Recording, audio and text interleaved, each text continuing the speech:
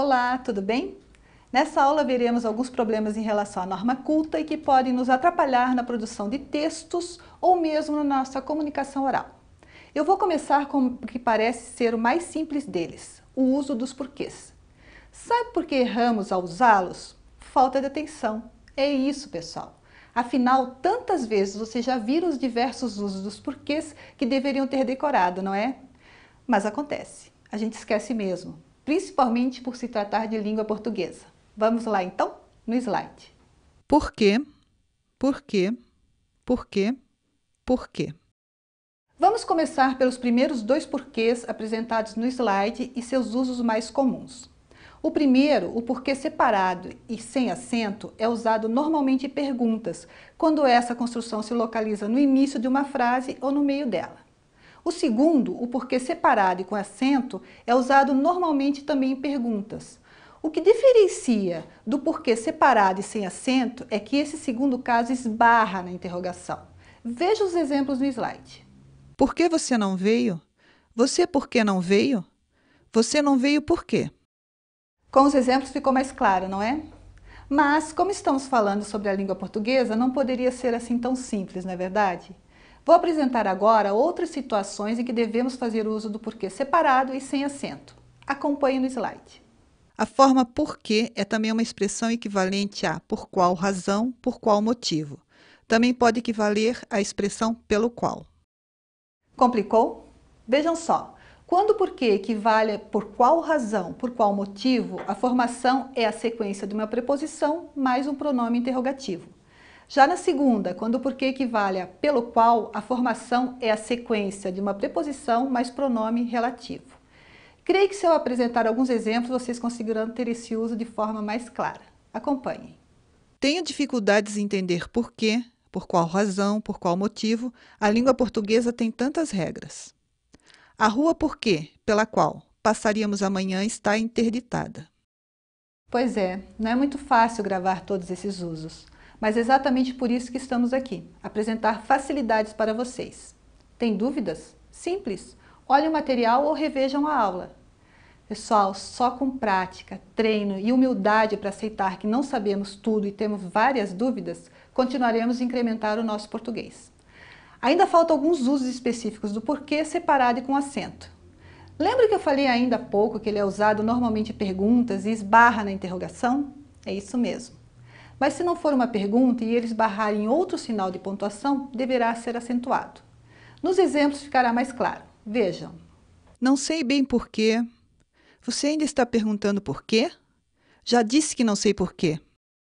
Nesses exemplos que acabei de apresentar, o porquê separado e com acento também equivale por qual razão, por qual motivo ou ainda pelo qual. Eu acredito que a forma mais simples de gravar o uso é a técnica da substituição. Funciona, eu garanto. Agora vamos ver os outros dois tipos, o porquê grafado junto e sem acento e o porquê grafado junto e com acento. O porquê escrito junto e sem acento é usado normalmente em respostas a perguntas, mas também equivale a pois, já que, uma vez que, como. Veja os exemplos no slide, por favor. Não vim porque estava doente. Porque estava doente, não vim. Substituindo, não vim, pois estava doente. Como estava doente, não vim. Esse método de substituição simplifica bastante as coisas, não? Sim, precisamos pensar ao escrever, porque dependendo da intenção do nosso texto, as escolhas dos porquês se tornam bastante importantes. Falta-nos ver o porquê junto e com acento. Acredito que seja o mais simples. Observem os exemplos. Não entendi o porquê da sua vinda.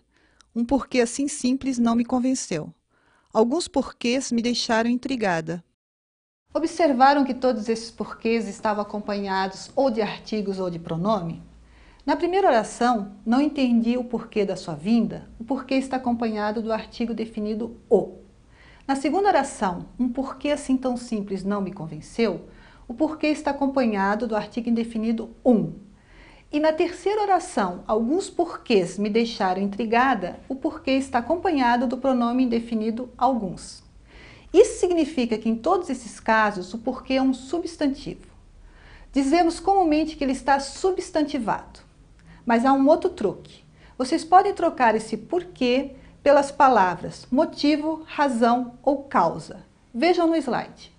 Não entendi a causa da sua vinda. Uma razão assim simples não me convenceu. Alguns motivos me deixaram intrigada. E aí, melhorou, não? Tenho certeza que vocês já estudaram o correto uso dos porquês diversas vezes. E não é fácil gravar, não. Mas enfatizando, vocês precisam escrever, produzir textos, e à medida em que vocês forem aprimorando a escrita de vocês, as dúvidas irão surgir e uma boa gramática, ou quem sabe as nossas aulas, podem e devem ser consultadas. Assim, criamos também o hábito de, se não sei, pergunto ou busco a resposta. Habituem-se a isso. Esse foi um dos primeiros dos problemas da norma culta que estudaremos nessa aula. Veremos agora mais alguns. Vejam no slide. Onde e aonde, mas e mais, ao encontro de e de encontro de. Por vezes, não sabemos usar adequadamente cada uma dessas construções, mas isso pode alterar bastante o significado que vocês pretendem dizer ou escrever. A primeira dupla de palavras, onde e aonde, é bem simples. Onde significa um lugar estático, indica o lugar onde se está ou em que se passa algum fato. Por exemplo, você mora onde? Já aonde usamos quando queremos exprimir ideia de movimento ou de aproximação. Por exemplo, você está indo aonde? Entenderam a diferença? Depois apresentarei um slide com os dois exemplos e assim vocês poderão gravar mais facilmente. A outra dupla é mais e mas. Apesar de normalmente não percebermos a diferença ao falarmos, no significado há bastante diferença. Mais é o contrário de menos. Por exemplo, gosto mais desse do que daquele. Ou, em oposição, gosto menos desse do que daquele. Entenderam? Já o mas é uma conjunção adversativa e equivale a porém, contudo, entretanto. No exemplo, queremos aprimorar nosso português, mas precisamos estudar bastante. Se trocarmos por uma das palavras equivalentes, teremos: queremos aprimorar nosso português, porém precisamos estudar bastante. Ou, queremos aprimorar nosso português, contudo, precisamos estudar bastante. Queremos aprimorar nosso português, entretanto, precisamos estudar bastante. Viram como é simples? Só exige um pouco mais de atenção. Usei o mais, perceberam?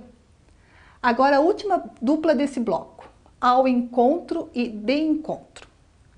Ao encontro significa ser favorável, aproximar-se. Por exemplo, sua observação veio ao encontro da minha. Que bom que concordamos. E de encontro indica choque, oposição. Por exemplo, na batida o carro foi de encontro ao muro e o derrubou. Outro exemplo, não posso concordar com você, pois suas opiniões vão de encontro às minhas. Ficou claro? Vejam no slide novamente os exemplos. Você mora onde? Onde significa lugar estático, indica o lugar onde se está ou local em que se passa algum fato. Você está indo aonde? Aonde usamos quando queremos exprimir ideia de movimento ou de aproximação. Gosto mais desse do que daquele. Mais é o contrário de menos. Ou, em oposição, gosto menos desse do que daquele. Queremos aprimorar nosso português, mas precisamos estudar bastante. Mas equivale a porém, contudo, entretanto. Sua observação veio ao encontro da minha. Que bom que concordamos. Usamos ao encontro significando ser favorável, aproximar-se. Na batida, o carro foi de encontro ao muro e o derrubou. Não posso concordar com você, pois suas opiniões vão de encontro às minhas.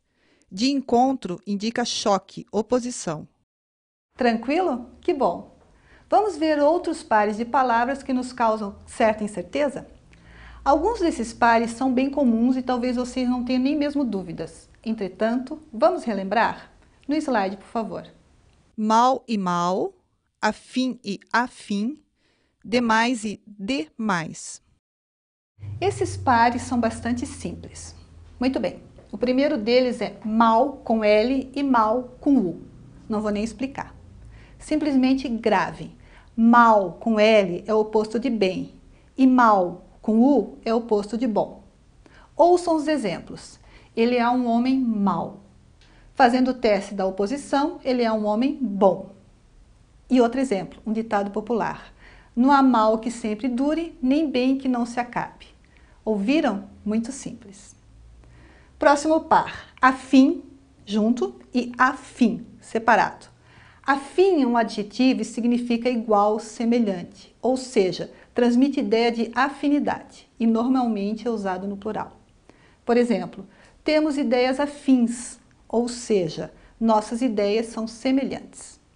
Por outro lado, afim surge na locução a fim de, que significa para e indica a ideia de finalidade, objetivo. Por exemplo, ele usou truques a fim de nos enganar. Tranquilo? Bem, vamos ver o outro par, demais e demais. Fácil, fácil. Demais, escrito junto, é o mesmo que muito. Demais, escrito separado, oposto de menos. Exemplos. Gosto demais de você. Gosto muito de você. Não achei nada demais nesse filme, nem de menos. Simples, não é? Vou mostrar então um slide com os exemplos vistos até aqui para facilitar a memorização. Acompanhe. Ele é um homem mau. Fazendo o teste da oposição, ele é um homem bom. Não há mal que sempre dure, nem bem que não se acabe. Só para confirmar, se trocarmos o mal desse último exemplo por uma oposição, bom, por exemplo, vocês poderão perceber que não funciona. Ouçam, não há bom que sempre dure. Não dá, não é? Temos ideias afins, ou seja, nossas ideias são semelhantes. Ele usou truques a fim de nos enganar. A fim de significa para e indica a ideia de finalidade, objetivo. Gosto demais de você.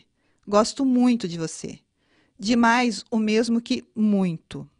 Não achei nada demais nesse filme, nem de menos. De mais, oposto de menos. Tranquilo até aqui? Ótimo! Vamos finalizar nossa aula de hoje com os dois últimos pares. Senão, escrito junto, e senão. Senão é equivalente a caso contrário, ou a não ser. Ouça os exemplos. Tomara que chegue logo, senão, ou seja, em caso contrário, não poderei ajudá-lo. Senão, escrito separado, significa ou é equivalente a caso não. No exemplo fica mais tranquilo. Se não houver seriedade em nosso país, nossos problemas se agravarão. Fácil, não é? Conhecendo a jogadia da substituição, tudo fica mais tranquilo. Vamos ver o último par de hoje? Na medida em que e a medida que. Na medida em que equivale a porque ou a já que ou ainda uma vez que. Por exemplo, na medida em que estudamos mais, assimilamos melhor o conteúdo. Vou trocar por uma das equivalências. Ouçam. Na medida em que, ou seja, uma vez que estudamos mais, assimilamos melhor o conteúdo. Ficou bom, não é? E a medida que? Fácil. Indica a proporção, desenvolvimento simultâneo e gradual, ou seja, equivale à proporção que. Exemplificando. À medida que incremento meus conhecimentos, aumentam minhas chances de crescimento profissional. Ou, a proporção que incremento meus conhecimentos, aumento minhas chances de crescimento profissional. Vamos ver todos esses últimos exemplos no slide? Acompanhem. Senão é equivalente a caso contrário ou a não ser. Tomara que ele venha logo, senão não poderia ajudá-lo. Substituindo, tomara que ele venha logo, em caso contrário não poderia ajudá-lo. Senão, escrito separado, significa ou é equivalente a caso não. Se não houver seriedade em nosso país, nossos problemas se agravarão. Substituindo, caso não houver seriedade em nosso país, nossos problemas se agravarão. Na medida em que equivale a porque ou a já que ou ainda a uma vez que. Na medida em que estudamos mais, assimilamos melhor o assunto.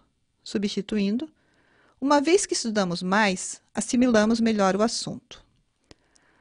À medida que indica proporção, desenvolvimento simultâneo e gradual, ou seja, equivale à proporção que. À medida que incremento meus conhecimentos, aumentam minhas chances de crescimento profissional.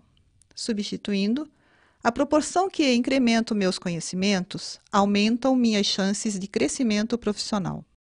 E aí, gostaram da aula de hoje? Logo, logo eu retorno com mais algumas pegadinhas da língua portuguesa.